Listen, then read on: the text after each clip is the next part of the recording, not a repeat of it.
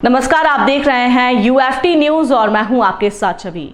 शासन से पास सड़क निर्माण की स्वीकृति पेपर को सांसद और विधायक ने किया पोस्ट।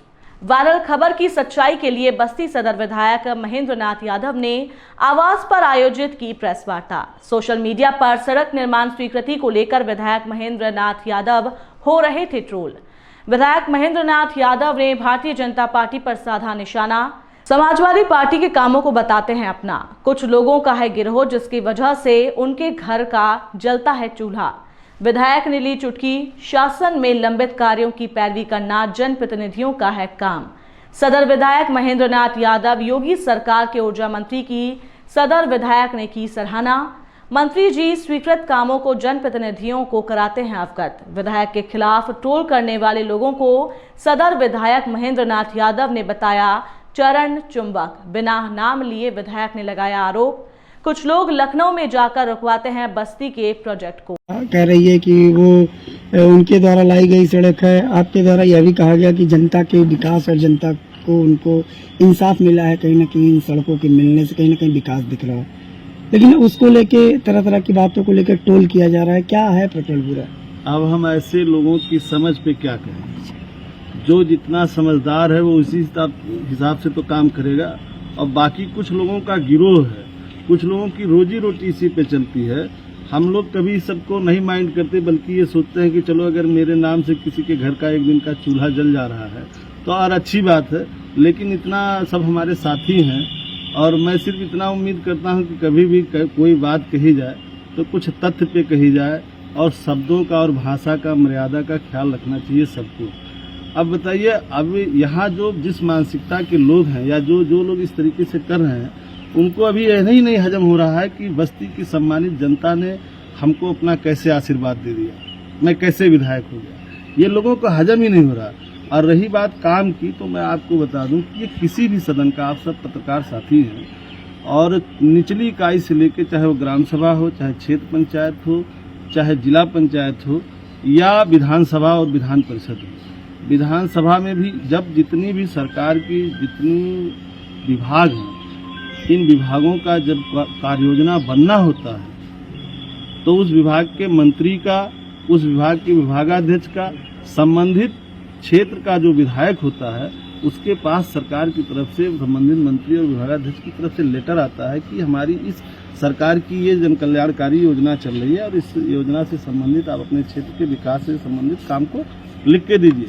और सारे जनप्रतिनिधि, जो भी जिस क्षेत्र के जनप्रतिनिधि होते हैं, वो उन क्षेत्रों, वो उन कामों को लिख के देते हैं। बड़े पैमाने पे लोग लेटर लिखते हैं, बहुत काम लिखते हैं, लेकिन धन के उपलब्धता पे जहाँ जैसी होती है, जैसे हम लोग सैकड़ों काम लिखते हैं, फिर विभाग अपने विभाग के जो उनके कर्मचारी होते हैं, उनके हिसाब से जो उनके पास धन उपलब्ध रहता है, उनमें चेक कराता है कौन महत्वपूर्ण काम है और कितना धन है, उस हिसाब से वो स्वीकृति करते हैं और विकास कार्य होता है। ये एक सतत प्रक्रिया है हर सरकार में, और जो भी सरकार होती है उनके हिसाब से, अपने अपने हिसाब से, अपने अपने कार्यक्रमों के हिसाब से काम विकास का होता रहता है। बहुत सारे काम ऐसे होते हैं कि जो मान लिया जाए पहले से प्रस्ताव पड़ा हुआ है, डीपीआर पड़ा हुआ है, तो जो वर्तमान में जनप्रतिनिधि होता है उसका दायित्व है, उसका कर्तव्य है कि वो उन कामों पे या जो डीपीआर पड़े हुए हैं, जो शासन में लंबित हैं, आगड़न लंबित है, उसकी पैरवी करें।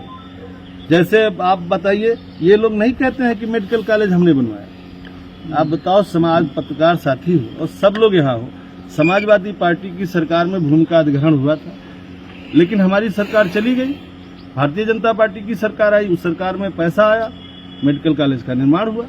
तो क्या ये लोग नहीं कहते कि मेडिकल कॉलेज हमने बनवाया? इंजीनियरिंग कॉलेज है, समाजवादी पार्टी की सरकार में शुरू हुआ। ऐसे तमाम काम है जिसको ये लोग अपना काम गिनाते हैं।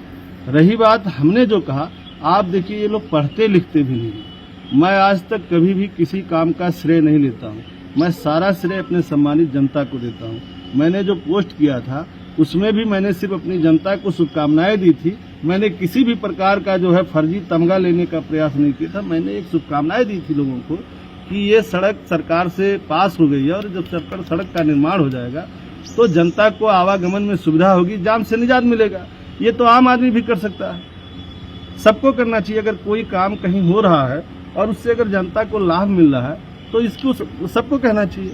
अब इसमें कहाँ हो गया। और मैं बताऊं आपको कि अभी जैसे कल शाम को बिजली विभाग के एक्सीडेंट से लेकर के चीफ तक ये सब आए थे। हम लोगों ने जो इसके पहले मैंने कुछ काम लिखा था बिजली विभाग में, वो काम शहर की सड़क तमाम जगह का जो शहर का था, जो है क्षमता वृद्धि का था, तार के जो है तमाम जगह पोल का था, तार का था, वो सब काम हमारे जो है अपनी योजनाओं में जो बिजली विभाग की योजनाएं चल रही हैं उसमें मैं उस योजनाओं में जो बिजली विभाग की योजनाएं चल रही हैं उसमें मैं उसके अपर प्रमुख सचिव महेश कुमार गुप्ता जी से मिलकर मैंने दिया था। वो सब काम टेकअप हुए थे।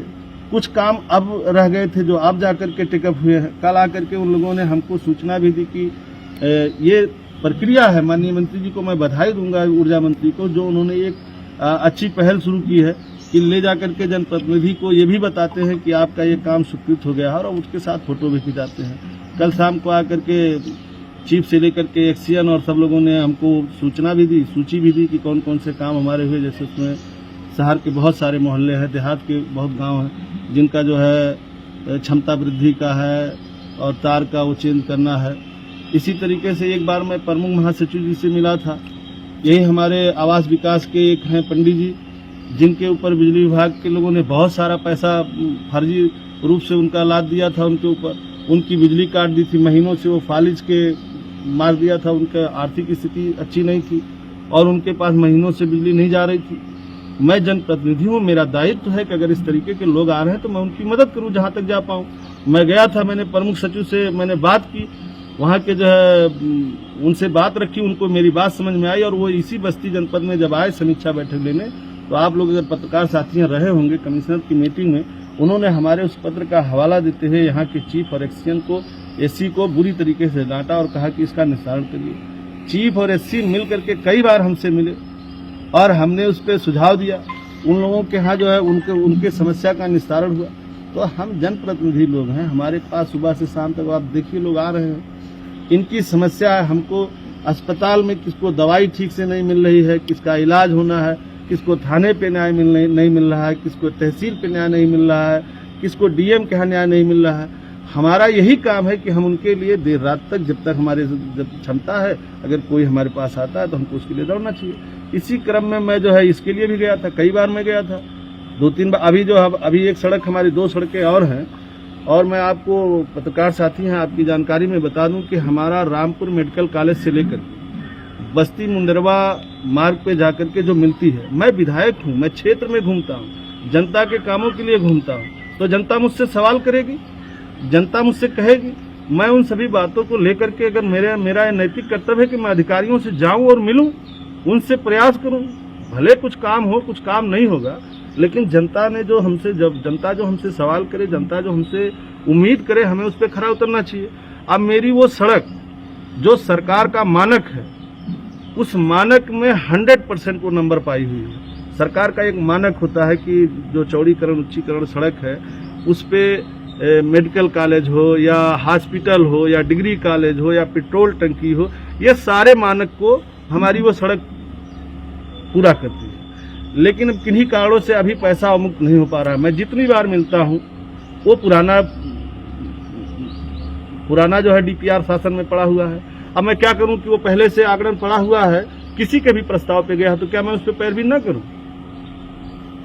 तो कहीं ना कहीं टोल करने के पीछे कारण क्या दिख रहा है? मैंने कहा ना कि बहुत सारे लोगों का अपना अपना तरीका है और अब मैं इनको किस शब्द में कहूँ? ये चरण चुंबक लोगों को मैं क्या कहूँ? तो क्या माना जाए कि चुनाव नजदीक है और हमारे जैसे लोग के लिए ऐसे कुछ लोगों का गिरोह, तो हम लोग कभी ये सब, देखिए लड़ाई बड़ी है, समाज में बेरोजगारी है, महंगाई है, भ्रष्टाचार है, लूट है, गुंडई है, अपराध है, बढ़ा हुआ है। किसी के इशारे पे ऐसा काम हो रहा है। अब मैं कैसे कहूँ? ये सब आप सब लोग समझदार लोग हैं, पढ़े लिखे लोग हैं, जान सकते हैं, समझ सकते हैं। मैंने कहा ना कि मेरी किसी एक पोस्ट पे दिखा दो जिसपे मैंने ये कहा कि सिर्फ अकेले मेरे प्रयास, हम सब जनप्रतिनिधि हैं जो पूर्व। और आपको बता दें कि इस पे पब्लिक का भी आदमी पैरवी कर सकता है। जैसे हम लोगों को आता है किसी भी विभाग का हो या किसी भी सदन का हो, जैसे जिला में वहाँ के सभासदों से प्रस्ताव मांगे जाते हैं, तो क्या हम लोग नहीं प्रस्ताव दे सकते?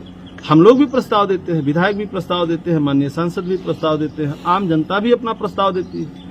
लेकिन वो जो लेटर जारी होता है तो वो बाकायदा सबको, एक एक आदमी को, जितनी जनता है उसको तो जारी नहीं हो सकता। तो जो एक सरकार की व्यवस्था बनी हुई, सदन के जो मेंबर हैं उनको उस व्यवस्था के तहत लेटर जाता है कि आप अपने क्षेत्र के विकास से संबंधित जो है काम को ले आइए। बाकी जो लोग और भी आम जागरूक नागरिक हैं, अगर उनको भी लगता है कि सरकार की योजना चल रही है और इस योजना में हमको ये चीज कहना चाहिए, तो वो डायरेक्ट लिख करके भी जो है विभागाध्यक्ष से मिल करके दे सकते हैं, उनका भी प्रस्ताव शामिल होता है।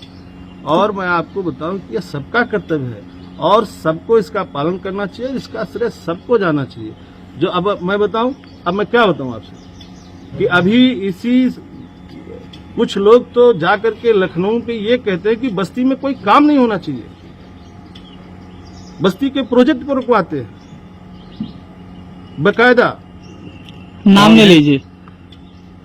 अब समय आने पे नाम भी लेंगे, ऐसा नहीं है, समय आने पे नाम भी लेंगे।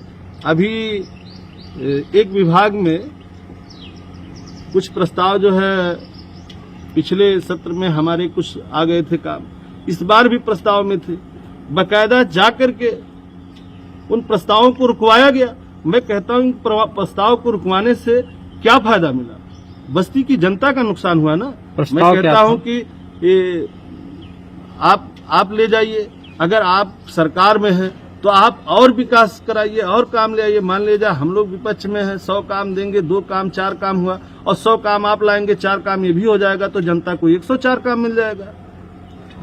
बड़ी मानसिकता से काम करने वाला आदमी वो सोचता है कि जितने भी लोगों का, हम लोग जाते हैं कहीं पैरवी करने या कहीं किसी चीज की, अब मैं कैसे बता रहा हूँ आपको कि ये पुराने पहले समय से इसकी जो है आगरण शासन में पड़ा हुआ था। मैं यहाँ के जब एक्सीएन और एससी और चीफ से बात करता था तो उन लोगों ने हमको सुझाव दिया कि जब आप लोग जाते हैं शासन में तो वहाँ जो संबंधित प्रमुख सचिव हैं या एचओडी हैं, आप लोग उनसे मिला करिए, एनसी से मिलिए। मैं लगातार कई बार मिला, तो उन जो आगरण गया था, जो पहले से गया था, उसमें तमाम त्रुटियां थी। वहाँ जब शासन में पता चलता था, मैं आकर के एक्सीएन से कहता था कि ये कागज तुम्हारे यहाँ कम है, उसमें कम लगा हुआ है, इसको और लगाओ। ये कहा जा सकता है कि राजनीति के इशारे पे इस तरीके से ट्रोल कराया जा रहा है। अब और ना समझिए, ये किसी को, कुछ लोग, आप लोग पत्रकार साथी हैं, आपका समाज में एक स्थान है, लेकिन आपको ये ठीका नहीं मिल गया कि किसी के जो है किसी का चीरहरण करिए, किसी का अपमान करिए। बशर्ते समाज एक सीमा तक बर्दाश्त करता है, इसका हमको आपको भी ख्याल रखना चाहिए। ठीक।